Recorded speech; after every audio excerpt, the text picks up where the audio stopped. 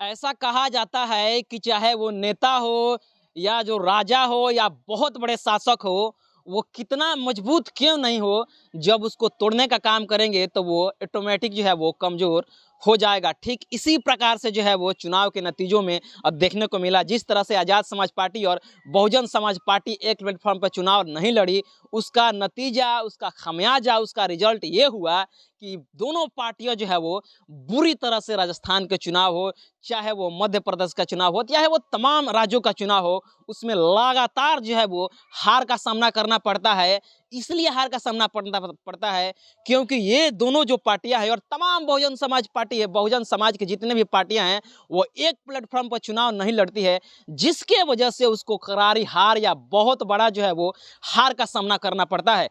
एक बहुजन शायर है अभिषेक जाटव, लगातार जो है वो मुहिम चला रहे हैं कि जितने भी बहुजन समाज के समाज में जो पार्टियां हैं, चाहे वो आज़ाद समाज पार्टी हो, चाहे वो बहुजन समाज पार्टी हो, चाहे वो समाजवादी पार्टी हो, चाहे वो तमाम ऐसे पार्टियां हैं जो संविधान में विश्वास रखती है, जो महापुरुषों के पद चिन्हों पर चलती है, या तमाम जो संविधान की रक्षा करती है, चाहे वो डेमोक्रेसी में विश्वास करती है, वो एक प्लेटफॉर्म पर आके चुनाव लड़े। लेकिन जो है वो एक प्लेटफॉर्म पर चुनाव नहीं लड़ रही है, जिसका सबसे ज़्यादा खमियाजा भुगतना पड़ा राजस्थान का चुनाव और एमपी के चुनाव हो। महज जो है वो 1 और 0 सीटों पर सिमट गई और बाजी मार गई वो पार्टियां जो लगातार जो है वो अलग अलग चुनाव लड़ने पर, बहुजन समाज पार्टी चाहे आज़ाद समाज पार्टी, चाहे जो है वो अखिलेश यादव का पार्टी है, समाजवादी पार्टी को अलग अलग चुनाव लड़ने पर मजबूर कर देती है। और उसका खमियाजा ये हुआ कि बीजेपी जो है वो फिर से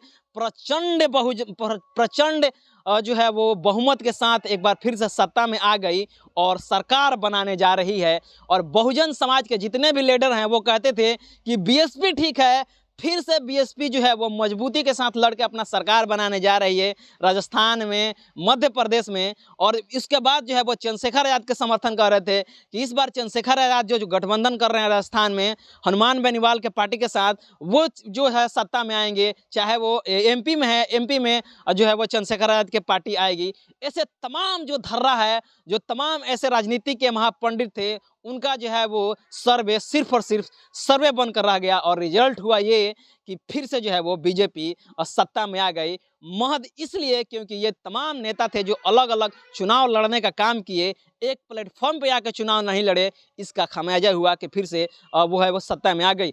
बहुजन शायर अभिषेक जाटव इसके लिए मुहिम चलाए, तमाम 2 महीनों से मुहिम चला रहे थे और कह रहे थे कि बहन कुमारी मायावती और जो है वो चंद्रशेखर यादव और अखिलेश यादव, तमाम ऐसे पार्टी एक प्लेटफॉर्म पर लड़ेंगे तो चुनाव नहीं लड़ेंगे, चुनाव नहीं हारेंगे। और ये जो है वो सच बता रहे थे। और उसी से संबंधित जो है वो एक ट्वीट किए हैं।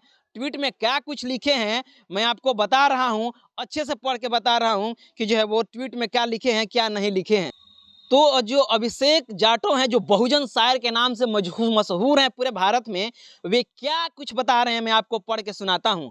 वो ट्वीट करते हुए लिखते हैं कि हमें उम्मीद ही नहीं, पूरा विश्वास था कि चुनाव का रिजल्ट यही होगा। अम्बेडकरवादी तमाम पार्टी हार का मुंह देखेगी और वो भी बेहद शर्मनाक हार का मुंह देखेगी। कांशीराम साहब ने कहा था कि बिखरी हुई कौम कभी शासक नहीं बनती है। उसके बाद लिखते हैं, समय आ गया है सभी अम्बेडकरवादी नेता अपना अहम छोड़कर फूले पेरियार और जो है वह ललाई अम्बेडकर और मान्यवर कांशीराम साहब की अधूरी लड़ाई और कारवां को पूरा करने के लिए एकजुट हो जाएं। अभी भी बिखरे रहे तो समाज अब सड़कों पर उतरकर अपने नेताओं की रैलियों और काफिलों को रोकने का काम करेगा। तो देख सकते हैं बहुजन शायर अभिषेक जाटव के मन में गुस्सा है और वो पहले से ही प्रेडिक्ट कर चुके थे कि जितने भी अम्बेडकरवादी पार्टियां हैं उसका यही नतीजा होगा।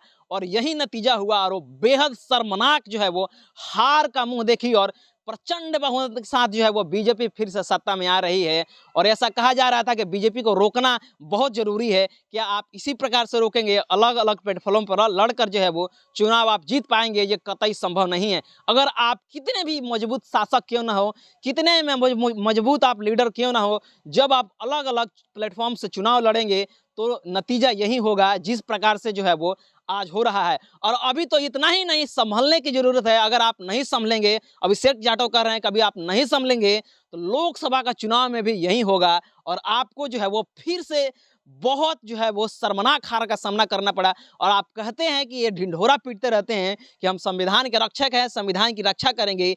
क्या आप अलग-अलग प्लेटफ़ॉर्मों पर लड़कर संविधान की रक्षा कर पाएँगे? ये बहुत ही बड़ा सवाल होगा। बाकी आप इस खबर को किस प्रकार से देख रहे हैं? और अगर आप इस खबर को और भी विस्तार से इस रिपोर्ट्स को जो है वो चुनावी रिजल्ट्स को और भी बेहतर रिपोर्ट्स जानना चाहते हैं, तो आप हमारे चैनल समाचार माध्यम को सब्सक्राइब कर लें और पल-पल अपडेट और पल-पल खबर जानने के लिए आप जुड़े रहें समाचार माध्यम के साथ।